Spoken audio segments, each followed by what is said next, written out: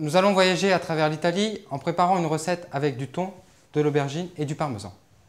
Pour ceci, nous allons donc utiliser une aubergine que nous allons trancher en fines lamelles, l'équivalent de 2-3 mm.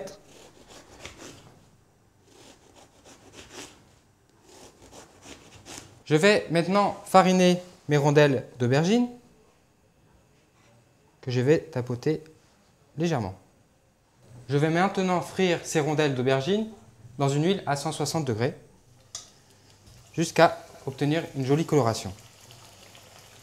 Une fois nos aubergines colorées dans notre friture, je viens donc les déposer sur une assiette pour pouvoir absorber l'excédent de graisse.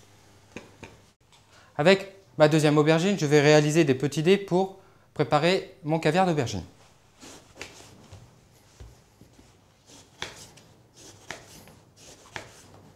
Pour réaliser notre caviar d'aubergine, nous allons mettre un filet d'huile dans notre poêle. Une fois que notre huile est chaude, nous allons mettre de l'ail donc pour parfumer cette huile. Et nous allons verser nos dés d'aubergine dans notre poêle bien chaude. Une fois nos aubergines un peu colorées, nous allons verser un peu d'eau dans la poêle pour terminer la cuisson de notre caviar d'aubergine. Pour parfumer mon thon lors de la cuisson, je vais utiliser du basilic et du persil plat. Alors en premier point, vous allez donc effeuiller toutes les herbes. Nous allons hacher nos herbes. Pour terminer de hacher nos herbes, donc, prenez votre couteau comme ceci afin d'obtenir quelque chose de plus fin. Nos herbes sont hachées finement, nous allons maintenant les passer dans le bol avec notre parmesan. Pour réaliser notre panir, nous allons donc casser un œuf, le fouetter avec une fourchette. Je vais venir paner mon thon sur la moitié de sa surface.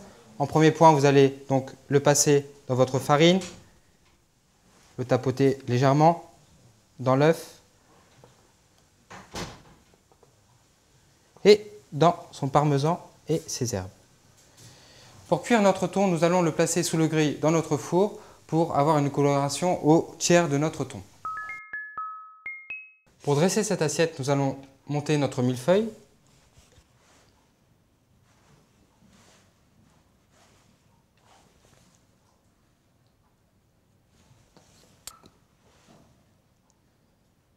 Et mettre notre thon sorti du four. Pour terminer cette assiette, je vais poser donc une feuille de basilic pour rappeler les parfums de la cuisson du thon.